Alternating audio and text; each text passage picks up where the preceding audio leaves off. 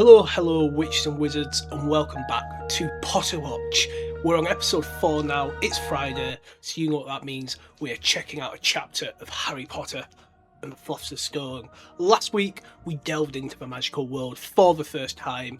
We explored chapter 1, The Boy Who Lived, delving in deep into the magic, into the weeds, discussing characters, little things that happen, the explanation of things, just everything. You know, we go through the chapter bit by bit and we dissect it and have a good old chat and talk. And of course, I just want to thank you all for the support on the first 3 parts, obviously, or episodes, I guess. We're not parts like a walkthrough.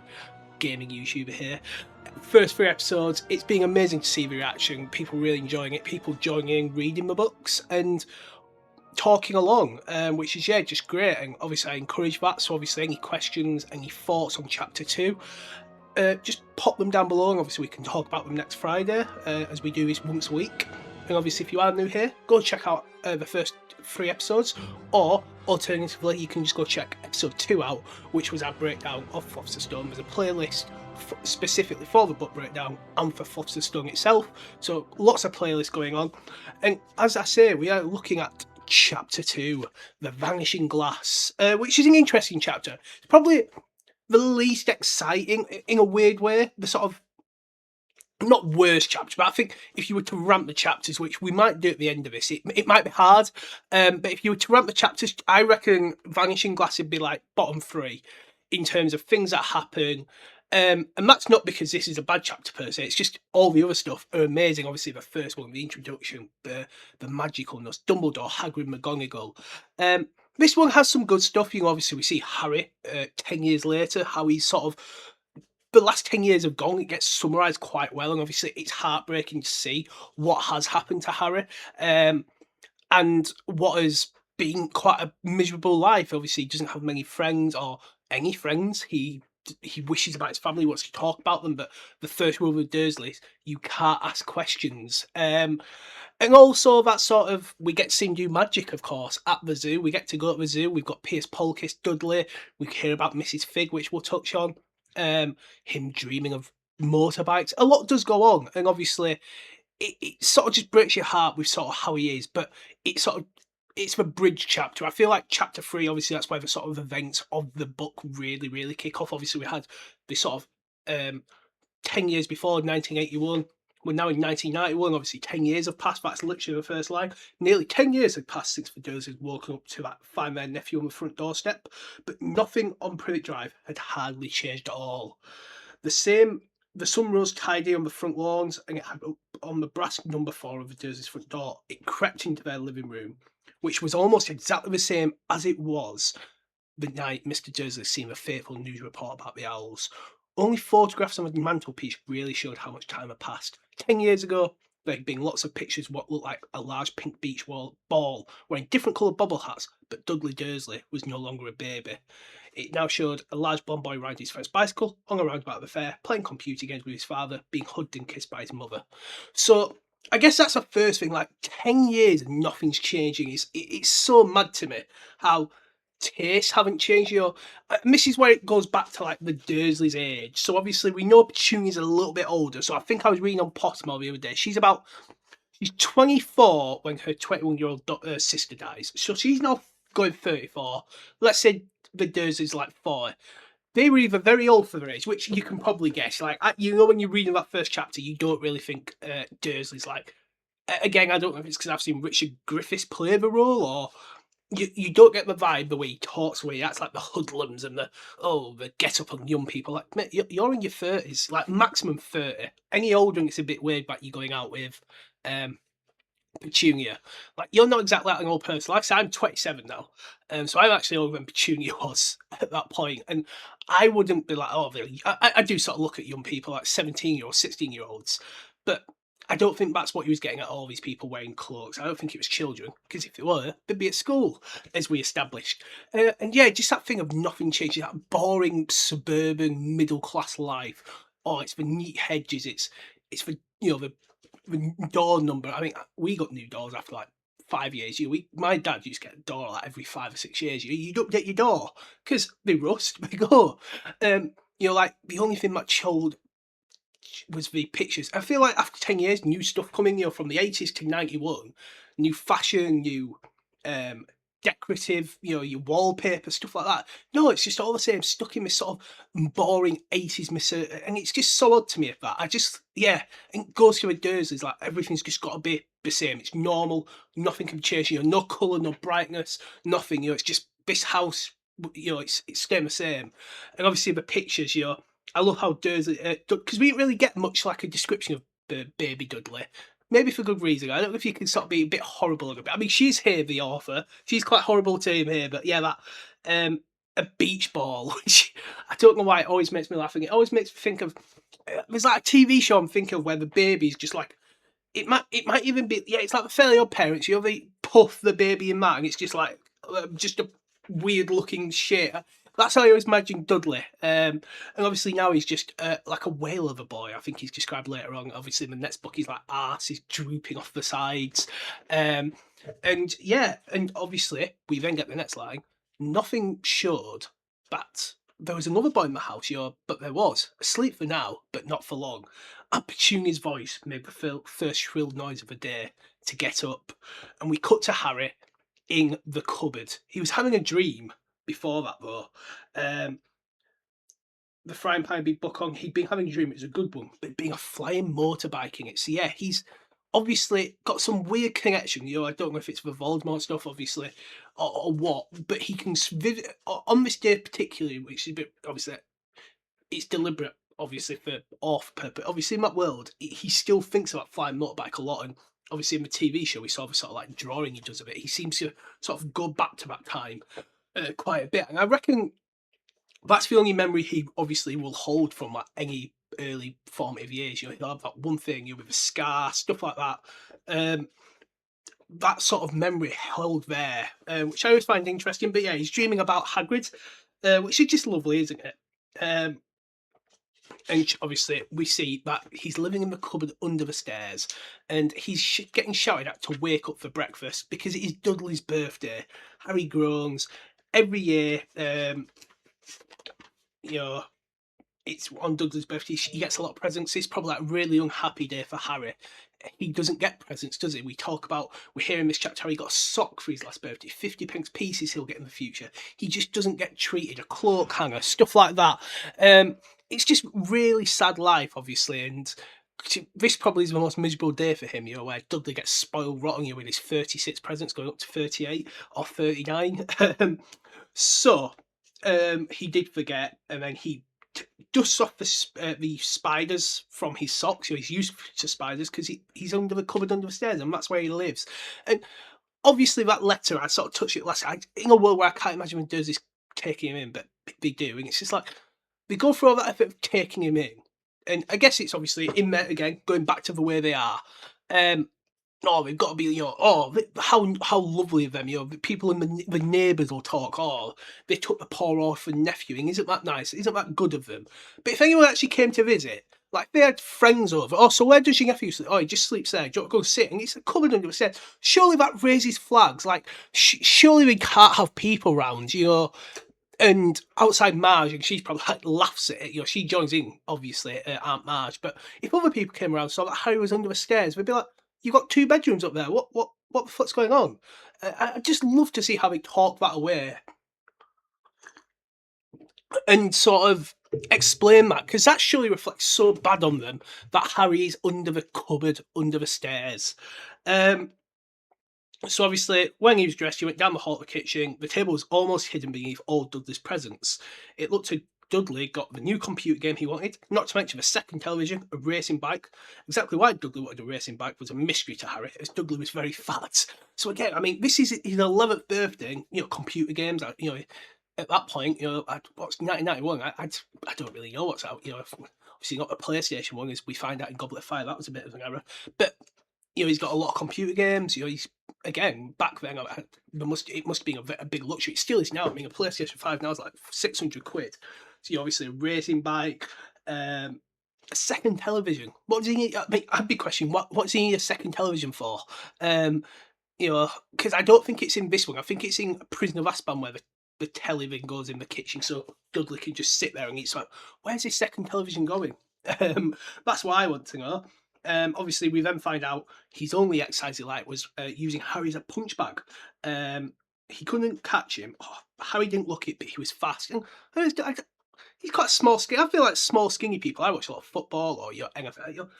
Again, running. A lot of them are quite like 6 foot, quite powerful. But a lot of jinky, a lot of small, jinky wingers in football. They're quite fast, so I never get that.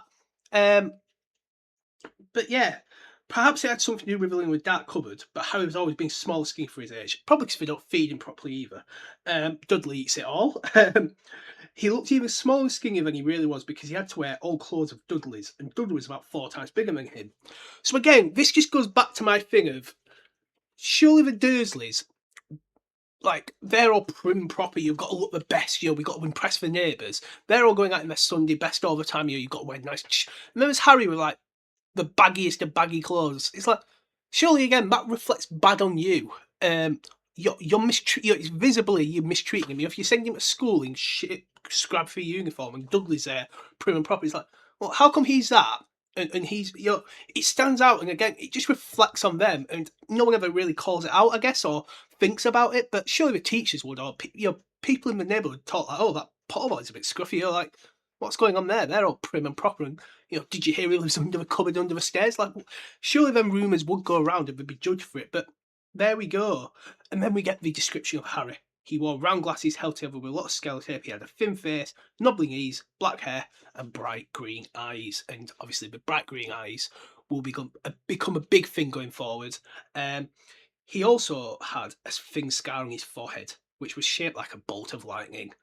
He could have had it he had it as long as he remember. And the first question he could ever remember asking his Aunt Petunia was how he got it in the car crash when your parents were born. So yes, we're starting off with that story that obviously they've concocted over these 10 years, right? He's going to ask things about his parents. Obviously, we can't tell him he's a wizard and it's magic, and it's a car crash. And you got this weird scar somehow. What was it? I'd be like, how precise did a glass cut into my head or what? And yes, again, this is pre-internet, so again, if it was now, you'd have Harry like searching for like James and Lily Potter car crash, something like that, and you won't be able to find out. I guess you could go to the library. That obviously we find out there Harry doesn't belong to a library. But if I wanted to know, I probably would go to the library. You got the history of like the papers and stuff there. You can go through all the archives. I'd be doing that. But obviously Harry, he's not as intuitive as me, it seems. So we then obviously just the first thing to live with is don't ask questions, because they probably aren't smart enough or like calm enough or cool enough to think of like the answers. Oh right, what they have had 10 years, I guess, or maybe like 5 or 6. I'm guessing by the time Harry's starting to wonder about these things. I'm surprised we didn't just say no way, your mum and dad. Like, could have worked. Who's gonna know? We adopted him, or we could just be like, yeah, where are your mum and dad? Might work better than to think his mum and dad were dead. And then obviously, again, his glasses, sellotape, not spellotape, sellotape. Bit odd. Again, just like, if they take him to the optician to get glasses, like, just buy him some. Again, you're the one's going to be getting judged for this, but whatever. Obviously, we then have Harry enter the kitchen, and it's comb your hair, boy. Just, so several times a week, Vernon told Harry he needs a haircut. We then hear about how he's had loads of haircuts, and he had more haircuts than the rest of the boys in his class put together, and we'll touch a bit on this later. So Harry was frying eggs and bacon. I think at 10 years old, this is impressive. I mean, I'm 27. I'm shit at cooking and stuff like that. I'll clean up afterwards. I'll do everything. But frying bacon, no, even in an air fryer, I make a mess. Like, so fair play to Harry here. I've always been brought up like this. So then we get the infamous 36. That's 2 less than you had last year, and it's obviously down. You haven't counted Aunt Marge's, and this is the first mention of Aunt Marge. And again, she does get a lot of mention in this first book. Obviously, not so much in the second, but obviously she eats a funny well. We hear a few other things about her, but yeah, obviously Aunt Marge is here. So again, starting off that continuity of her being in the story. So he's up to 37, and then Dudley shows he's a bit stupid, but it contradicts because sometimes he's really smart and like he knows a lot of stuff, but then it's like a 30, so 39, like he's kind of 37 quite easily, and then the other two, it's like, oh god, oh that's broken my brain. So he was about to have a paddy, which again, he's a spoilt little brat who gets everything, and instead of just being like, look, you've got 37 presents, well, you ungrateful git, they pander to him, they give him everything they want, and obviously, little tykes, Vernon still loves that word, little tyke, it's like, he wants his money worth, just like his dad, it's like, no, I mean, that is so all these people have bought him, and he's upset because he's got only 39 presents, like, Jesus, I'm looking to get 3 presents nowadays. I mean, even back when I was 10, I probably got like, what, my mum and dad might have got me 1 or 2, I mean, to be fair, when I was 11, I got FIFA World Cup 2010. So I did get a computer game. I got an Xbox Live membership, and I got a headset, and I got a wireless connector. Do you remember on the 360s where you had to have the wireless connector to connect to the internet on it, like a booster? Oh, I got one of those, and they were quite expensive. And I think I got a bit of birthday money. I went and bought an earpiece. So I got this headset. I was like, no, I want an earpiece, which why they were so crap, the earpiece, but there we go. I wanted to look like them people on the phones, but I digress. I digress there. So obviously, he gets a racing bike, a singing camera. Like again, what's he doing with his singing camera? Is he gonna film himself like dead? Jackass, like doing all crazy stunts. He also got a remote control airplane, 16 new computer games. Like, I'm not being funny. I love playing games, but where's he getting the time to play all 16? I could barely find time, even when you're at school. Like you play 1 or 2. Like I played FIFA and a bit of COD, and it was so hard to split between them. And you play then a bit of GTA, and you'd have to drop COD or FIFA. It is so like, where's he getting the time to play 16 computer games? Absolutely crazy. That absolutely mad. He also gets a gold Jonathan Ross, a gold wristwatch. Again, that's so much money. Like we're talking what? I reckon close to £1,000 there in terms of like a bike, 16 computer games, a gold watch, singing camera, and like back then a TV. This guy's got like easily £1,000 or so. I mean, that's probably like £4,000 now. We're talking so much for his birthday. That's mad. And at this point, it gets bad. Petunia comes back. They've had a phone call. It's bad news, Vernon. Mrs. Figgs broke her leg, and obviously, again, we hear about Mrs. Figgs. She's a crazy old cat woman whose house stinks of like cabbage, and it's just a boring, horrible time. We just look at pictures of her cats, and she's the one who sort of babysits Harry. And of course, we know later on, Mrs. Fig is she's a squib, but she's part of Wizarding World. She knows Dumbledore, and it's almost like she lives on Wisteria Walk rather than in the film. She lives on Privet Drive, but in the book, she lives on Wisteria Walk, which is nearby. And obviously, she's there to keep an eye on Harry, it turns out. But for the first sort of 10 years of his life, when they were like babysitting and stuff, she always goes there. So when Dudley has fun, goes to parties, burger bars, cinemas, the zoo, he's always left behind to go and look at this mad woman's house with the cats, and just sitting in a house smelling a cabbage. It's an awful time for Harry. It's always miserable. But obviously, she explains later on she does this because if he enjoyed himself, the Dursleys probably wouldn't have let him go back. So, we can't have that guy have fun. No, he's got to be miserable all the bleeding time. So yeah, obviously we find out she is part of a Wizarding World. We don't find that out for another 4 books though. So at this point, she's just a crazy cat woman who's broke her leg, so Harry can't be looked after. And this is now what Petunia looking furiously is. Will Harry had planned this, like, that magic. He's wished so hard he can't go there. She's broke her leg. Like, imagine him just scrunching his face, like, I don't want to go there, and her leg just snaps or something crazy like that. Oh, that magic, eh? So we then obviously Harry gets a bit of happiness. He should feel sorry. This is how brilliant Harry is. Like Harry's like, oh god, I should feel bad about this, but I don't have to look at them stupid cats. I don't have to sit in a smelly house for another whole year. Like I just get to do what I want. Oh well, something better. We could phone Marge, which Vernon suggests, which I think's mad. Like he knows his sister and how much she hates him, and maybe it's like, and afternoon with Marge. Oh, that'd be brilliant. She'd do some horrible stuff to him, and maybe that brings him some joy. But I just can't imagine Vernon suggesting that, like, yeah, maybe get Marge in. We can get her in and get her to look after the boy. And she's like, but she hates him. She hates the boy. Don't be silly. And it's like Harry's like, they often speak like Harry's not there, or some dirt on the shoe, that sort of something smelly that can't understand them. And that again, for a 10-year-old, just to have that understanding, and like, yeah, they do this. It's like they do this all the time. I'm so used to it. I'm just some horrible. It must be so soul destroying, and just I don't know how he does it. And obviously, there are people in the world who do live like that, like children who do live like this, and it's so horrible to think like the amount of like love they don't have or and whatnot. It's it does break your heart in a way, like the real sort of like implications of this. But like Harry's just like so used to it. It's like, yeah, okay. And then they mention Yvonne, who's never mentioned again, but something that does get mentioned again. This I think from a British point of view, I've been to Mallorca quite a few times, everyone's always in Mallorca. Trust me, it's like if you're going to Spain and you're not to be disparaging, you've got people who like working class, and I'm definitely from working class, but you wouldn't catch me or my family going there. But you've obviously got Benidorm, and if you've ever watched like the TV show Benidorm, you'll know all about it. I'm just moving my mic up a bit. Just give me a second. There we go.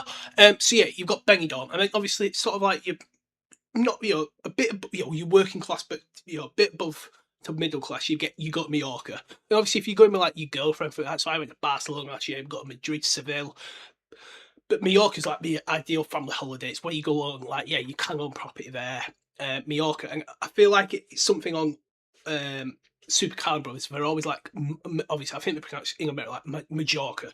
And they're like, oh, what's so special? It's just like, yeah, this place, it's where we all go from Britain. Like, Germans love it. It's a real, just everyone flocks to Mallorca. So Dutch, German, British, we just want to go there for a bit of sun. And it is a lovely island. I've always enjoyed my trips to Mallorca.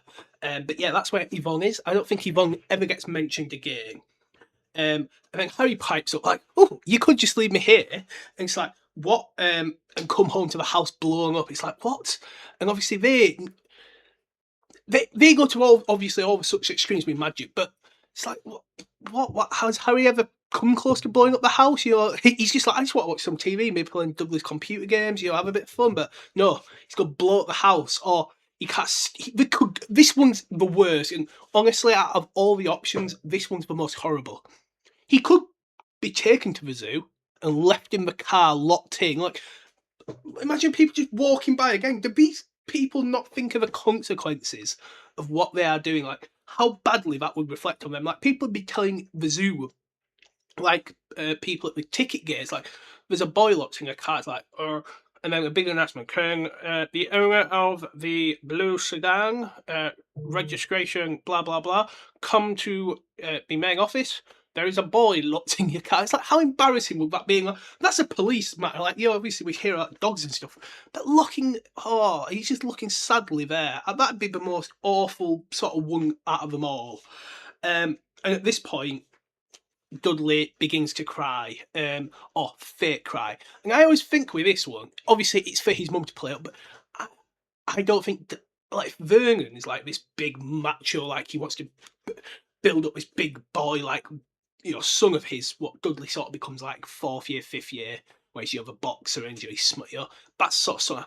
I think he'd be embarrassed of his son at this point, like calling him a the sort of derogatory, like a pansy, or probably worse stuff. I just can't imagine Vernon like, like, look at this guy, what's he doing?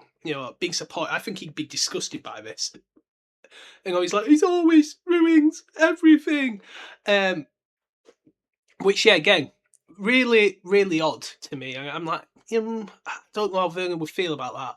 And it's never really brought up, because I think he does it a few times. It's like, he probably should react a bit here. Obviously, Petunia's like, Mummy, come here, Duddums, he won't, I get that. But yeah, always interesting you ever really hear from Dudley's point of view on that. We then get introduced to Piers Polkiss, who's got a rat face. And again, this is just interesting in just the sense that PP, rat face, Peter Pettigrew, rat. nothing more. You know, obviously, again, super kind brothers have like the thing. Oh, he's Piers Polkitt's dad, Peter Pettigrew. It's like no, because he don't. Peter Pettigrew doesn't have a rat face. He's quite like a watery-eyed, quite a fat guy, isn't he? You know, like he's got a bit of a lump of a boy, a bit like what Neville sort of described, a bit of a lump of a boy.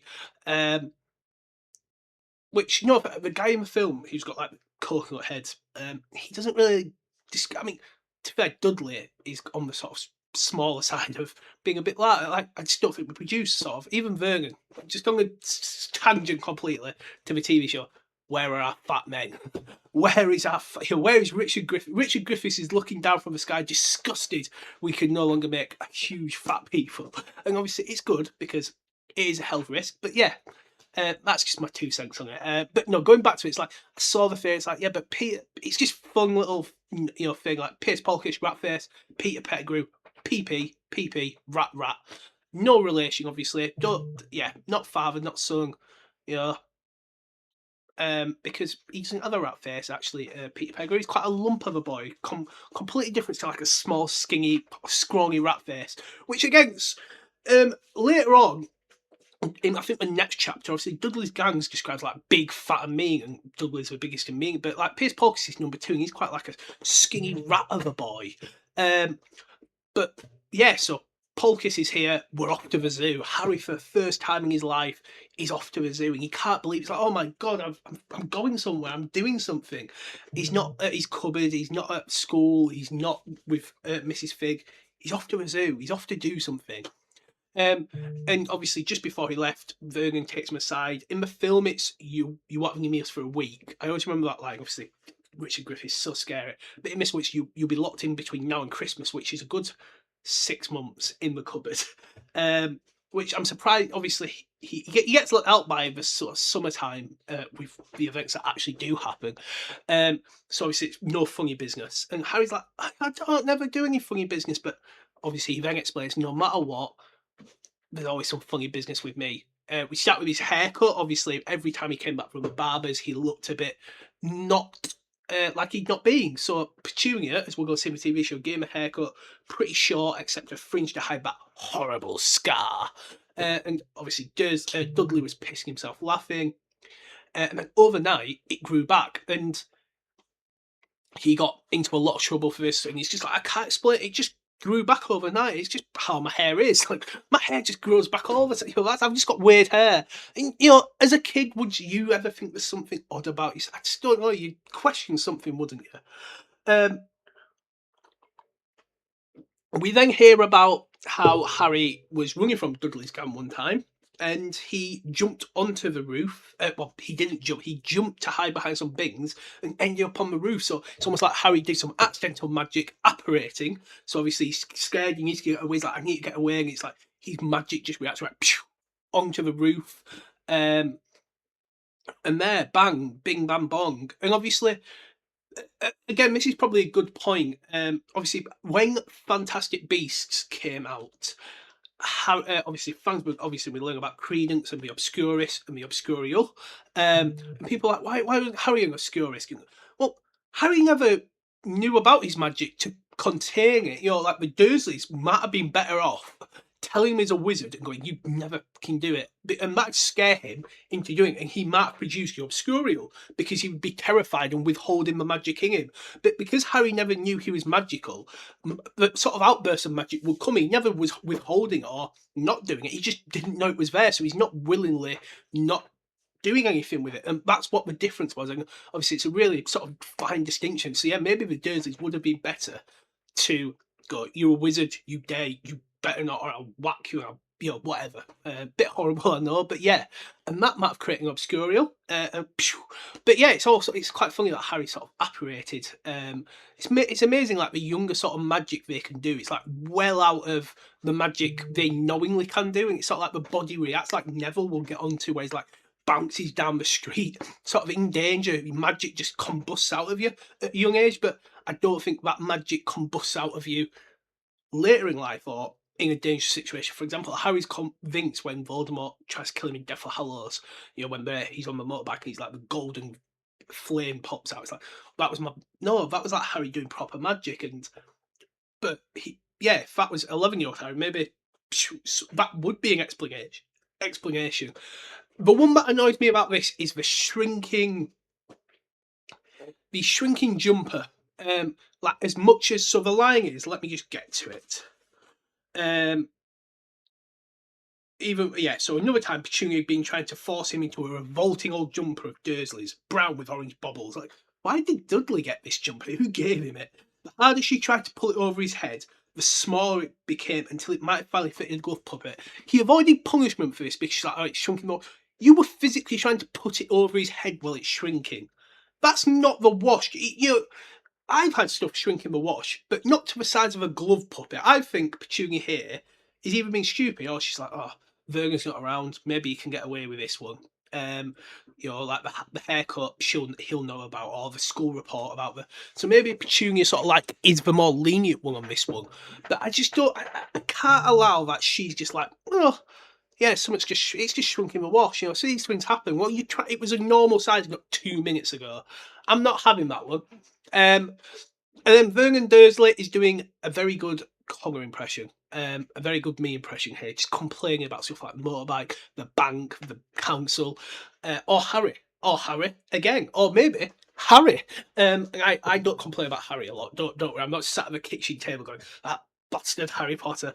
No, but I've tended to realise I'm quite a grumpy old man now. I can relate to this, just to complain about stuff on the street or things you see on the news or people just being idiots and stupid. I'm at that age now where I'm quite like this actually. So I can appreciate this. Obviously, this time it's motorbikes roaring about on the motorway or on the drive. But yeah, I get that. But obviously, then Harry brings up, "Oh, I had a dream about flying motorbike," and that is where he crashes out, almost crashes the car, turns around, screams in his face, "Motorbikes don't fly!" It's like, obviously he doesn't know unless he did sneakily look. He's like, "Oh shit, he's remembering that." But no, obviously, just anything dangerous like cartoons, things like that. Vernon and them, the guys like, "Oh no, we can't have him think these things. It's dangerous. It's horrible. It's frightening. It's a scary time." But no, I, obviously again Harry just remembering this. I wonder why he remembers that specific thing out of everything, because he was asleep for most of it. Is it because Hagrid was the first person who touched him after the thing happened? I just always wonder why he remembers the flying motorbike rather than anything else. Obviously, we touch on that he remembers a lot of green light. I think that's later on, just at the end of a chapter. We hear about how he remembers a lot of green light when he's sitting in his cupboard and obviously he's thinking about his mum and dad. Where is it? Yeah, when he strays long enough, he can see a blinding flash of green light and a burning pain in his forehead. But he remembers this motorbike quite a lot, which is just always interesting. So we then cut to the zoo, and Harry sort of has like quite a good day. Again, that's sort of like they were about to not get him an ice cream when they first get there. Everyone else gets like a nice big ice cream, which what do they get? Because obviously Harry gets like a lemon ice lolly, which is the worst one you can get. They're like 30p even now. So I had a dream about flying motorbike. It was a very sunny Saturday at the zoo. It was crowded. Large chocolate ice creams for Dudley and Pierce. And they were about to whisk away like, oh, this boy's But the nice woman asks, oh, what would you like, dear? And he gets a cheap lemon lolly. And again, you probably think, they just, obviously at the zoo, it probably doesn't matter that I'm getting judged too much. Like, but these people are judging them like, oh, just bought them two that bag. He's getting that. It's like, bit odd. What's going on there? That's what I'd be thinking. And obviously, just as a side point, this is not London Zoo like in the films. This is just a nondescript zoo because obviously when Harry goes to London in a few parts' time, it's the first time he's ever gone there. So yes. So at the zoo, obviously, they're looking at stuff, they're having fun. It's the best morning he's had in a long time. He was careful to walk away from the Dursley so Dudley and Pierce can get bored and start trying to like punch him. And then again at lunch, he didn't get an ice cream. Dudley got a nice Knickerbocker Glory, but because it wasn't big enough and good enough, Harry was able to finish it off. And again, like, he didn't get one at this point. The other person didn't ask. It's like, what? Why? just get him a cheap lemon ice again. Like, he didn't even get that this time.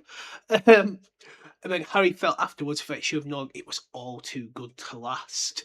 So, of course, we get into the reptile house. They go up to the biggest and baddest snake that could apparently wrap itself around Uncle Verner's car twice and crush it, which is just absolutely mental to me, because obviously a boa constrictor, it must be so big. Obviously, the one in the film doesn't look that big where it could do that.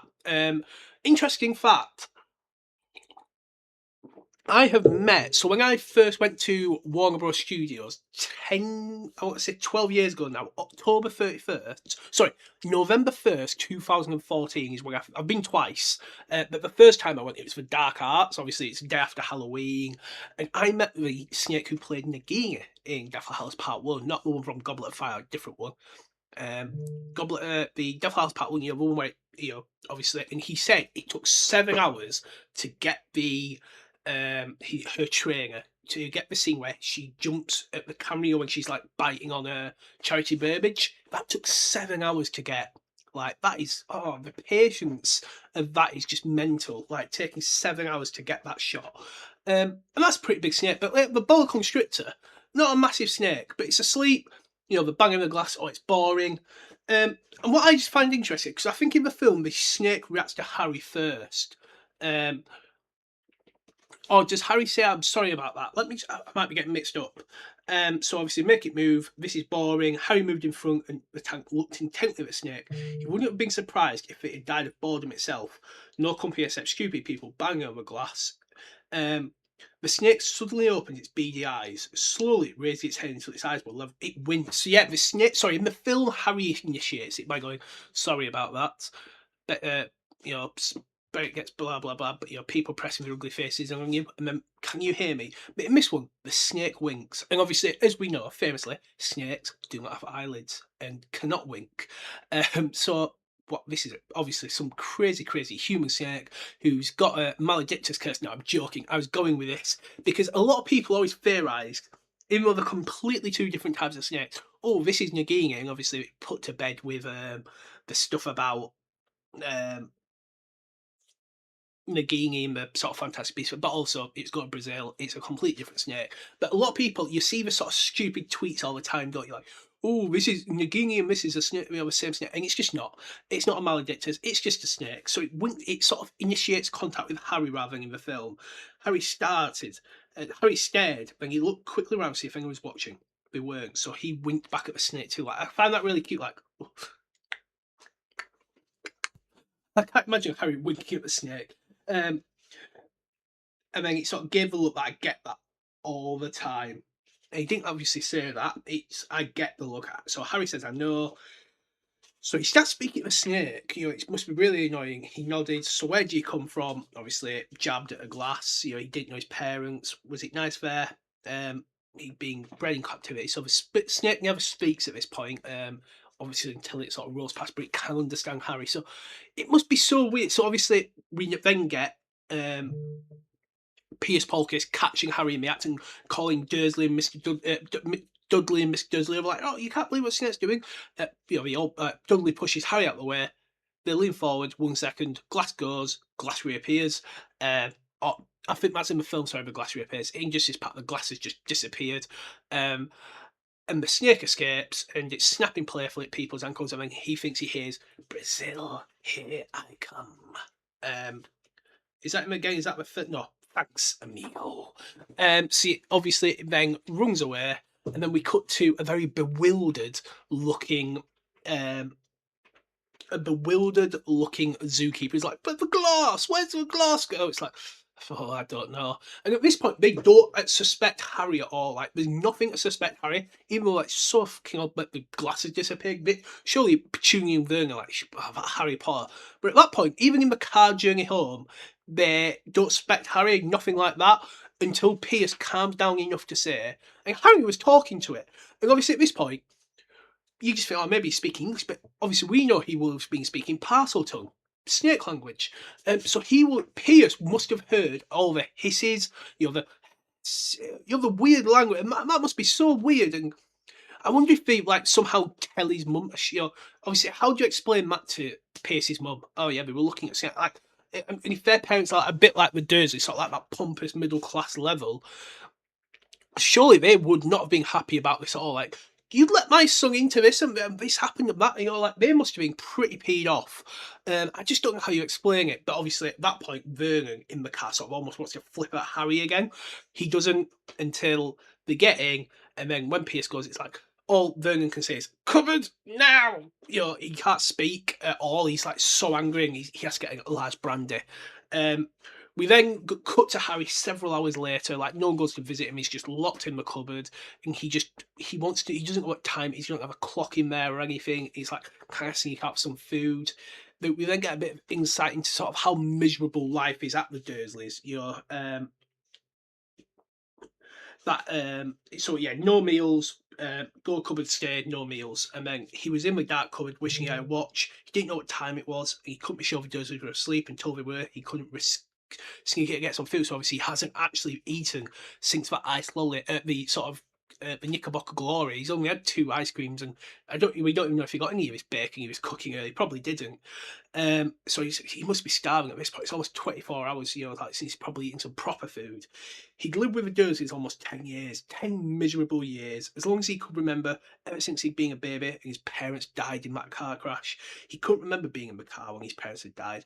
Sometimes when he strained his memory, this is where we get the green light from. And Harry's like, I don't know where that green light's coming from, but there was some green light. You know, maybe it's a traffic light, you know, maybe it's what yeah. Um, and then his aunt and uncle never spoke about them. Of course, he's forbidden to ask questions. When he had been younger, Harry had dreamed and dreamed of some unknown relation coming to take him away. And obviously, this is a very good nod to 2 chapters' time, where not a relation, not a relation as sorts, but someone will come and take him away. A giant named Hagrid. Spoiler alert for chapter 4, but yeah, a giant man will come and take him away and whisk him away. And obviously, there's sort of no pictures. Again, I don't know, you know, even like when they were younger, so there must be no pictures of Petunias like younger or. Because surely most of them would have Lillian. So again, yeah, not having any of that in the house is just weird. You know, obviously Lily and James did go to the wedding, but they sort of not really involved in the bridal party, stuff like that. But no, obviously that's a good nod. But it never happened. The Dursley were his only family. Again, touching on that sort of Lily's parents, like how did they die and when did they die? You know, they've got to die before Harry's parents die, and they're really young. For both, it's just obviously plot convenience, but yeah, it's just obviously quite mad that that does happen. And then he talks about the strangers, you know, a man in a purple top hat bowed at him, a violet top hat, bowed to him while shopping. Again, Daedalus Diggle, out shopping with his little violet hat on and bowing to him before Petunia grabbed him and ran away. There was a old, wild-looking woman in green waved to him merrily on a bus. A bald man in a very long purple coat shook his hand in the street the other day and then walked away without the word. So this was just the other day. So even now, it's mad. Like, people recognizing him because you know they must know where he lives. You know, at this point, they're either just very lucky to be bumping into him. And obviously, there'll be wizards and stuff about that. How are they recognizing him? This thing of like Lily's eyes, and we're touching it further in like when he meets Ollivander, stuff like that. Some people would have met Lily and James maybe once or twice. You know, like Ollivander's not in the inner circle. Hagrid, fair enough. Dumbledore, yep. Sirius, Remus, people who were best friends with these people, fair enough. But when it was like, oh, you've got your mother's eyes, like, I don't even know what my girl, you know, I don't know what my dad's eyes looks like, or I don't remember what my mum's eyes looked like before. You know, so if someone to me, I've got my mum's eyes, but like, okay, cool, yeah, I might do. Can't look now, but you know, like this thing of like, how are they recognizing him at all? I just don't know. It's mad, it's crazy, it's weird, and I'm just like, how are you recognizing him? You know, the scars are most covered. You only wipe it if he's wiping his forehead, you might see it. But yeah, just the eyes thing, and maybe James's face you can sort of see. But yeah, just for him to be bumping into him, always find it odd.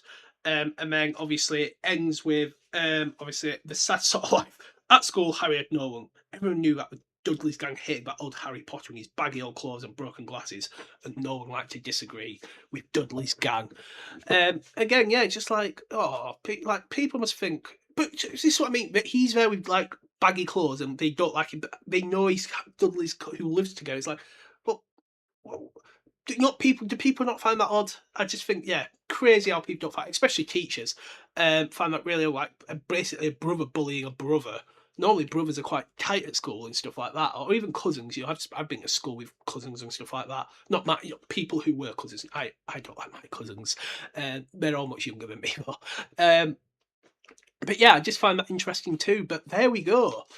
45 minutes. Wow, I've talked a long time for what is a 10-page chapter. Let me have a look. So 19, 20, 21. So 19, 2, 3, 4, 5, 6, 7, 8, 9.